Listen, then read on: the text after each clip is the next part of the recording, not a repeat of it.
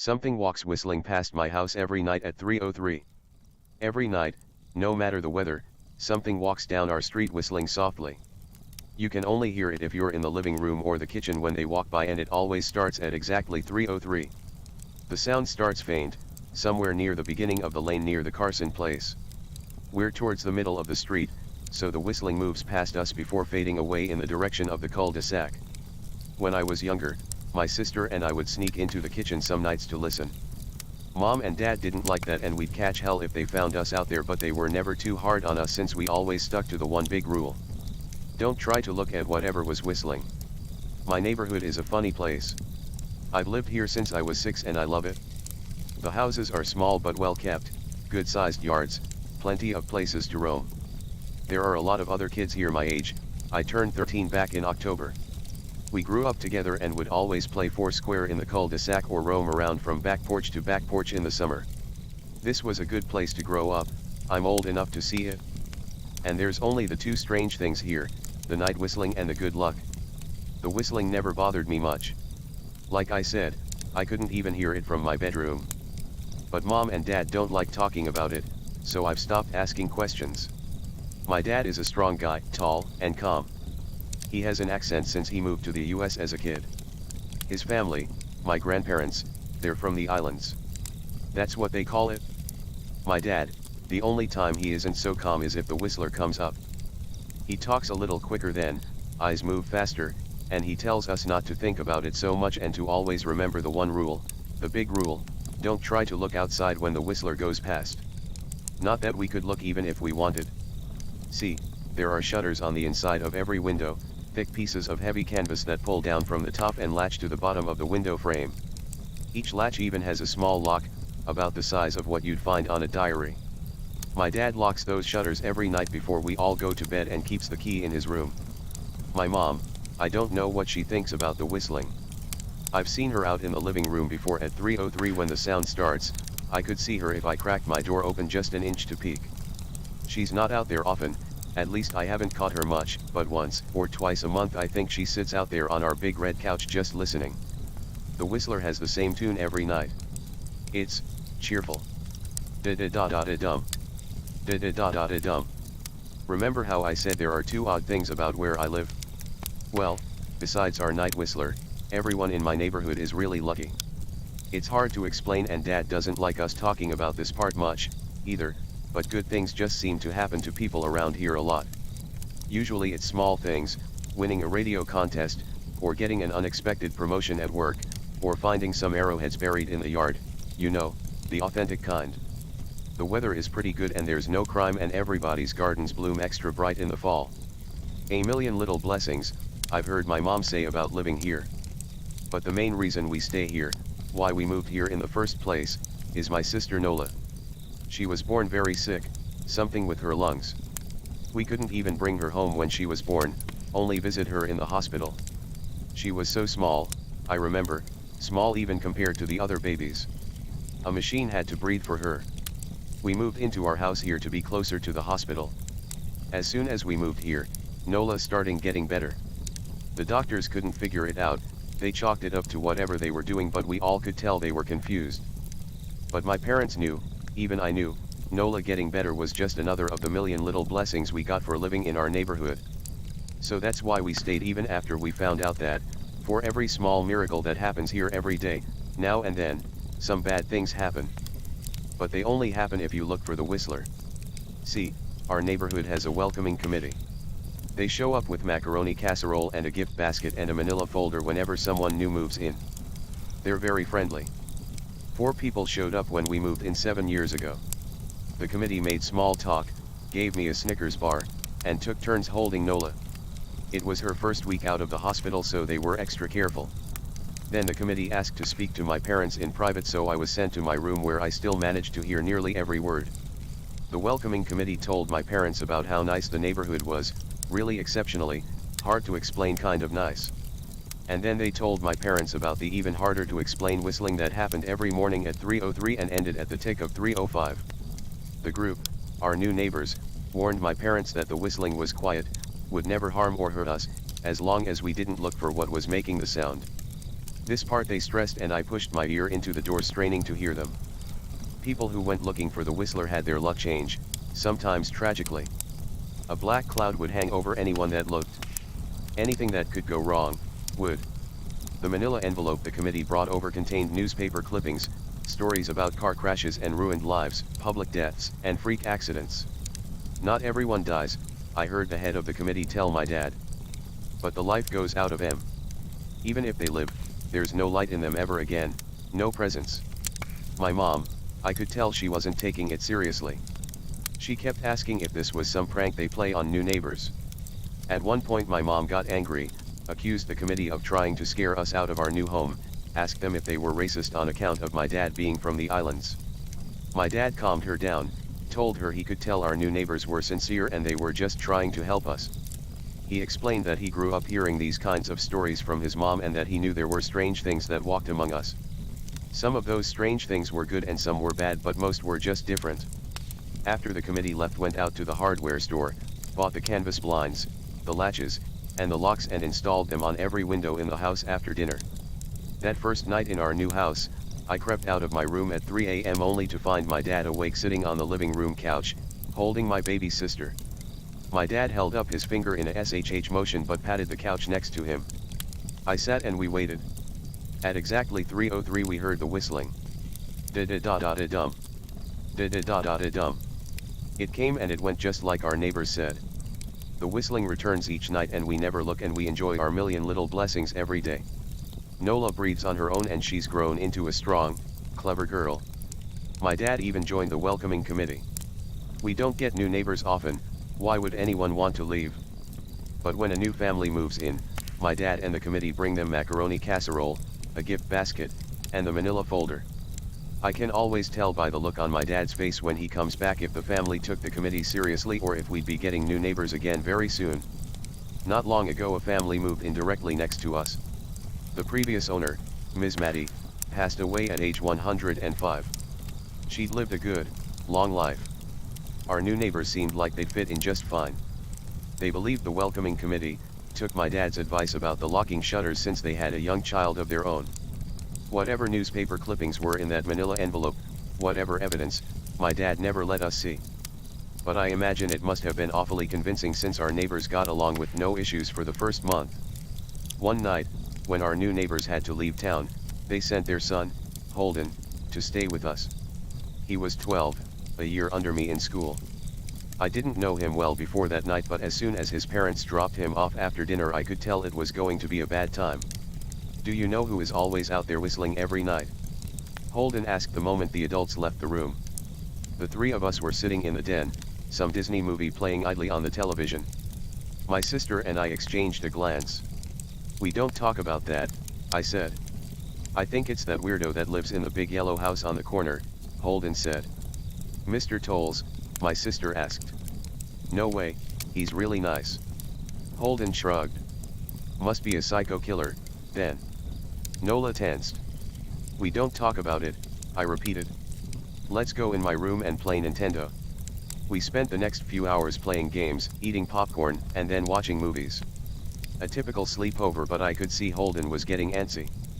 After my parents had wished us a good night, locked the blinds, and gone to bed, Holden stood up from his beanbag and walked over to where Nola and I were sitting on my bed. Have you ever even tried looking? He asked. It's nearly time. Like most sleepovers, we'd conveniently ignored any suggestion of a bedtime. I was shocked to see he was right, it was almost 3 a.m. I sighed. We don't dash. See, I can't even try to look because my dad looks the blinds every night and hides the key, he continued, ignoring me. So does our dad, said Nola. No, replied Holden. No, he doesn't. You saw him do it, I said, a little sharper than I meant to sound. Holden grinned. Your dad locks the blinds, yeah, but he doesn't hide the key. He keeps it right on his normal keychain. So?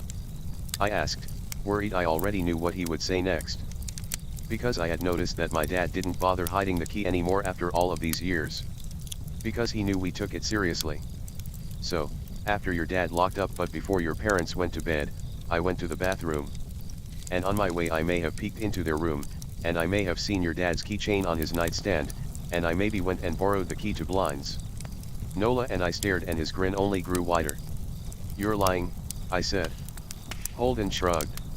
"You can check if you want. Just open your parents' door and look, you'll see his keychain right there on the nightstand." "Stay here," I told both of them. "Don't move a muscle." I hurried over to my parents' room but hesitated at the door. If Holden wasn't lying, my dad would be angry. Beyond angry. I was scared thinking about it. But more scared of an open window with the Whistler right outside. I opened the door, barely an inch, and looked in, but it was too dark to see. Taking a deep breath, I walked into the room. 2 steps into the dark I froze. The whistling started. And I could hear it clearly, from my parents' room. I never realized, but they must have heard the sound every night since we moved into the house. They never told us. I don't think I could have slept through it. I stood there, listening to the whistling come closer, unsure whether I should turn on a light or call out for my dad. Soft sounds from the living room brought me back to reality. "Nola," I yelled, running out of my parents' room. Holden and Nola were standing near the front door next to a window. Holden wasn't lying. I could see him fumbling with the lock on one of the blinds. I heard a click. He did have the key. Holden let out a quick laugh. Nola stood next to him, hunched up, afraid but maybe curious. The whistling was right outside our house now. "I think I made a sound," called out. I can't remember. Time felt frozen, clock hands nailed to the face. But I found myself moving. I'm not fast, I've never been athletic. Somehow, though, I covered the space between myself and Nola in a moment. My eyes were locked on her, but I heard Holden pull the blind all the way down so it could release. I heard the snap of it start to raise, and I heard the whistling just on the other side of the window. But I had my arms around Nola and I turned us so she was facing away from the window. At the same time, I jammed my eyes shut. The blind whipped open. The whistling stopped. I felt Nola shaking in my arms. "Don't look, okay?" I told her. "Don't turn around." We were positioned so that she was facing back towards the hallway and I was facing the window. My eyes were still closed. I felt her nod into my shoulder. I reached out with the arm not holding Nola and tried to touch Holden. My hand brushed against his arm. He was shaking worse than Nola. "Holden?" I asked. Silence. I reached past him and gingerly felt for the window, eyes still sealed shut. The glass was cold against my fingertips. Colder than it should have been for the time of year. I moved my hand up the window, searching for the string to the blind. The glass began to get warmer the further I reached and there was a gentle hum feeding back into my fingertips. I tried not to think about what might be on the other side of the window. Finally, I touched the string and yanked the blinds shut. I opened my eyes. In the dim light leaking out from the kitchen I could make out Holden, pale and small, staring at the now closed window. "Holden?" I asked again. He turned towards me and he screamed. Everything became a flurry of motion. Lights sparked to life in the hall, then the living room. My parents' footsteps thudded across the hardwood floor. I didn't turn to look back at them, my eyes were glued to Holden. He was pale, had bit his lip so hard there was a thin red line of blood running down his chin and he'd wet himself. "What happened?" my dad asked from behind me. I managed to swivel away from Holden and look back. He looked. I'd never seen my dad scared before, but I saw it that night, in that moment, an old, ugly terror stitched on his face. A parent's fear. "Just Holden," he mouthed to me. I nodded yes. My dad let out a breath. He looked so relieved I nearly expected him to cheer. But then he turned to Holden and my dad's face changed. I wondered if he felt bad for feeling good that Holden was the only one that looked. There was a knock at the door. We all froze. Holden whimpered. "Don't answer it," my mom said. She stood at the threshold of the hall. I'd always thought she was a skeptic and just humored my dad about the windows and the Whistler, but that night we were all believers. I noticed that both of my parents held baseball bats they must have taken from their bedroom. The knock came again, a little louder this time. "Please don't open the door," Holden whispered. My dad walked over to him, hugged him close. "We won't," my dad promised, still holding his bat. "Nothing is coming in here tonight." Thud thud thud. This time the knocking was loud enough to rattle the door. Holden screamed again and Nola clutched her arms around my neck. My mom came over and knelt down next to us, wrapping my sister and me close. Thud thud thud. Call the police, my mom whispered to my dad. The knocking instantly stopped. My dad looked over his shoulder at us. Do you think dash? He was cut off by frantic knocking that trailed off to a polite tap tap tap. Police, something said from the other side of the door. The voice from outside sounded exactly like my mom, like a parrot repeating the words back to her. Police. Call. The police tap tap tap police. My mom pulled us closer. Police. Police. Police. Police. Please stop, I heard her whisper. I don't think calling them will help, my dad said. How will we know when they're the ones at the door? The knocking came back harder than before. The door shook. Then it stopped. After a long moment I heard the knocking again, but it was coming from our back door. We all turned together towards the back door, but the knocking immediately returned to the front door. Front to back to front, loud then quiet then loud again. Suddenly, the sound was coming from both doors at once, big, heavy blows like a sledgehammer. Then something started rapping against all of windows in the house, then the walls. It was like we were living inside of a drum with a dozen people trying to play at once. Or we were a turtle and something was attempting to claw us out of our shell. Stop! Holden yelled. The knocking died. I won't tell, Holden said, staring at the door. I promise I won't tell anyone what I saw. Just please go away. We waited for nearly a minute. Then we heard it, a soft tap tap tap coming from the window Holden had looked through earlier. Holden started to cry, sobbing like a prisoner watching gallows being built outside their cell. My dad held him, brushed his hair but never lied to him, never told him things would be okay. The tapping at the window went on for the rest of the night. We huddled together in the living room for I don't know how long. Eventually, my mom tried to take us kids into my room while my dad stayed to watch the door. But the second we moved into my bedroom the knocking came back, so loud it was possible to ignore. I was afraid the door couldn't take it. We went back to the living room and the knocking stopped. Only the tap tap tap on the window remained. None of us slept that night. The tapping stopped around 7 a.m. That's about the time the sun comes up here. We waited another 2 hours before my dad opened the blinds from one window. He made us all go back to my parents' bedroom first. I heard him open the door then come back in. Okay, he told us. It's done. Holden's parents came back around lunchtime. My mom and dad walked Holden over to his house and they all went inside for quite a while. Nola and I watched from the window.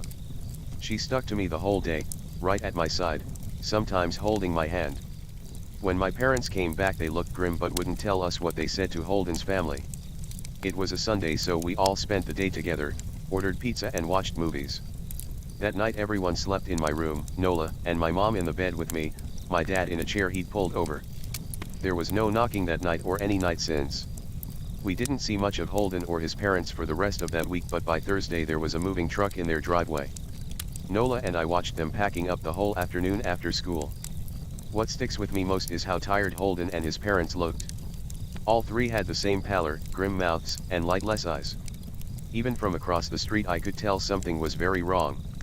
Holden and his family were gone before sunset. I remember what the original welcoming committee said to my parents when we moved in. Not everyone who looks at the Whistler dies, but even those that live have the light go out of them and the rest of their lives are full of misfortune. A million little tragedies. I think Holden's parents must have looked, either to comfort him if they didn't believe, or share the burden if they did. I watch Nola some days, happy and young and alive, and I wonder, if I'd been slower, if she'd looked out the window that night, would I have looked too? To comfort her? To share that burden? I'm glad I don't have to find out. We still live in that house, in that neighborhood. We still hear our Whistler walking past every night. The blessings, the luck, the good things here are too good to leave. But we're careful. We don't have friends over to spend the night anymore. And my dad hides the key to the blinds very, very well. Not that I've gone looking.